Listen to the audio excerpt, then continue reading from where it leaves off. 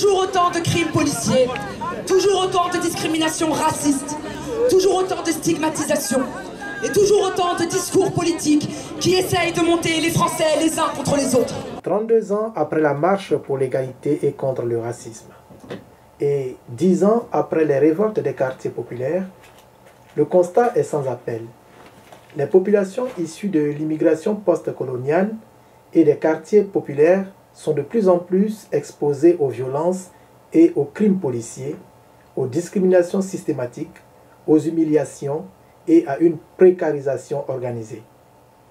C'est pour dire non à tous ces maux qui miment la société française et qui empêchent de vivre avec sérénité et amour dans la République française que le MAFED a organisé le samedi 31 octobre 2015 à Paris la marche de la dignité. La dignité est le dénominateur commun qui lie le sort des Noirs et des Arabes, assassinés impunément par la police, à celui des musulmans voilés, refoulés aux portes de l'école, à celui des Roms, des migrants, des sans-papiers, traqués et matraqués par les autorités françaises. Le MAFED est un collectif autonome, composé exclusivement des femmes subissant le racisme d'État. Il convient de noter qu'à cette marche pour la dignité étaient présents des Africains. Ces Africains qui, comme d'habitude, réclament la libération du président Laurent Gbagbo, incarcéré à la prison de Scheveningen pour avoir défendu la constitution de son pays. Les Congolais, eux aussi, étaient présents pour revendiquer l'arrêt des viols des femmes dans leur pays. Dignité. On est venu rappeler à Paris, on est venu rappeler à la France entière que la dignité, c'est-à-dire l'humanité, ne nous a jamais quittés. Ne nous a jamais quittés. Vous avez vu comment ils parlent de nous? Vous avez vu ce qu'ils font de nous? Vous avez vu comment ils nous tuent? Vous avez vu comment ils nous discriminent? C'est pour tout ça qu'on s'est concentré aujourd'hui et qu'on s'est rassemblé pour rappeler à la France que ça suffit. Ça ne se passera plus comme ça s'est passé dans le passé et dans les siècles qui ont précédé. C'est pour ça qu'on est là aujourd'hui. On vous remercie. Donc je tenais à vous dire que notre combat, c'est pas une simple lutte contre le racisme, c'est une lutte décoloniale. On est là pour décoloniser les esprits, décoloniser les imaginaires que la France a pollué, que l'Occident a pollué, que l'impérialisme a pollué. Je tenais à vous dire une chose, qu'on est contre la fable des pays des droits de l'homme. Parce que lorsque l'on dit pays des droits de l'homme, il faut qu'on sache qu'il y a deux revers d'une même médaille. Il y a d'un côté le Dr Jekyll, de l'autre le Mr Hyde.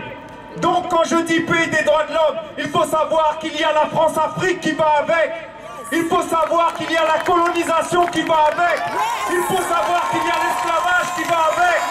Il faut savoir qu'il y a crime contre l'humanité qui va avec. Donc lorsque l'on dit qu'on se bat pour notre dignité, on se bat contre l'injustice. Et la France est au peloton de tête de cette injustice. Vous voyez ce que je veux dire?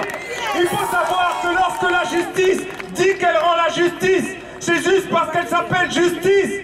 Mais en vérité, c'est cette même justice qui a fait le code noir, qui a réduit les noirs à l'état de bien meuble, qui a fait le code de l'indigénat. Et cette justice française n'a jamais rompu avec son racisme d'État. La preuve en est, elle sait qu'elle a commis les pires crimes contre l'humanité. Vous le savez vous-même. Et regardez, jamais il n'y a de réparation. Ils nous crachent dessus. Ils ne reconnaissent pas leurs crimes et ils veulent qu'on les respecte. Alors moi je vous le dis, on ne respecte pas ceux qui ne nous respectent pas. Les violences policières, Amin Bentounsi, c'était mon frère, il a perdu la vie. Il a été tué d'une balle dans le dos.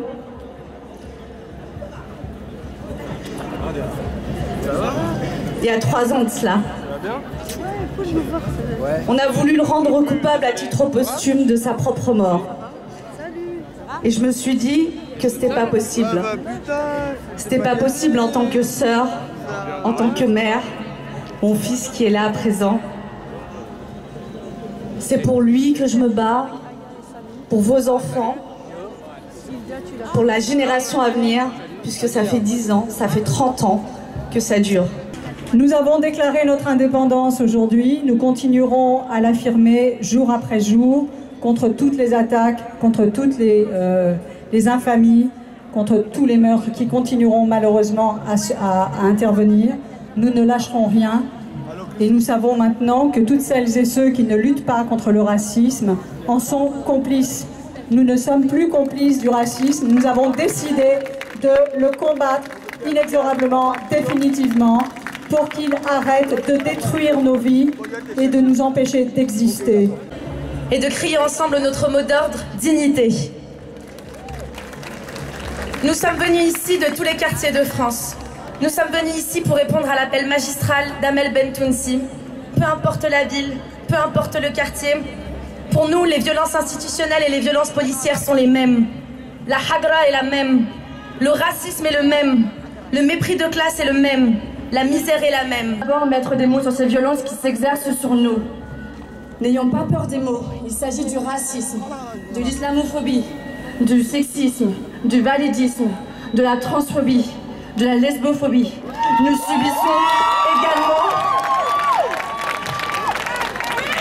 subissons également très lourdement les violences de classe. Cessons de nous accommoder de l'inacceptable. Cessons d'être reconnaissantes d'un système qui nous méprise, qui nous invisibilise, nous silencie et nous demande d'être reconnaissantes parce qu'il paraît que ce serait pire ailleurs. Nous ne sommes pas des victimes, nous sommes des résistantes.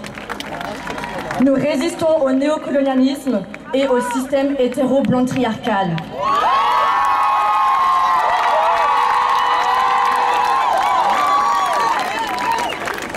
Et nous vaincrons ce système ensemble, par tous les moyens en notre pouvoir, afin que nos petites sœurs et frères, nos enfants, n'héritent pas de cette colère et de ces frustrations, et afin qu'elles et ils n'aient pas à marcher pour la dignité. We come from North America to show solidarity with our sisters and our brothers in France. Nous venons des États-Unis pour montrer notre solidarité avec nos frères et nos sœurs de France. Because we recognize that the fight that we face against state violence, white supremacy and capitalism in the United States is the same fight that you face. Parce que nous savons que le combat que nous menons contre la suprématie blanche, contre le capitalisme et contre le racisme sont les mêmes aux États-Unis et en France.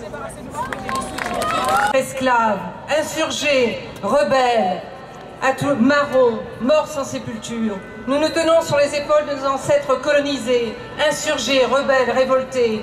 Nous nous tenons sur les épaules de nos ancêtres travailleurs immigrés, grévistes, insurgés, révoltés. Nous nous tenons sur les épaules de nos ancêtres, de toutes ces femmes qui ont cessé de lutter et de s'insurger. Alors, évidemment, nous avons une longue histoire qu'on veut nous enlever. Avec elles, avec eux, dont le souvenir nous anime, nous ne voulons plus assister aujourd'hui, nous contenter d'assister à la politique des autres, au piétinement des autres, aux compromissions des autres. L'heure de nous-mêmes a sonné.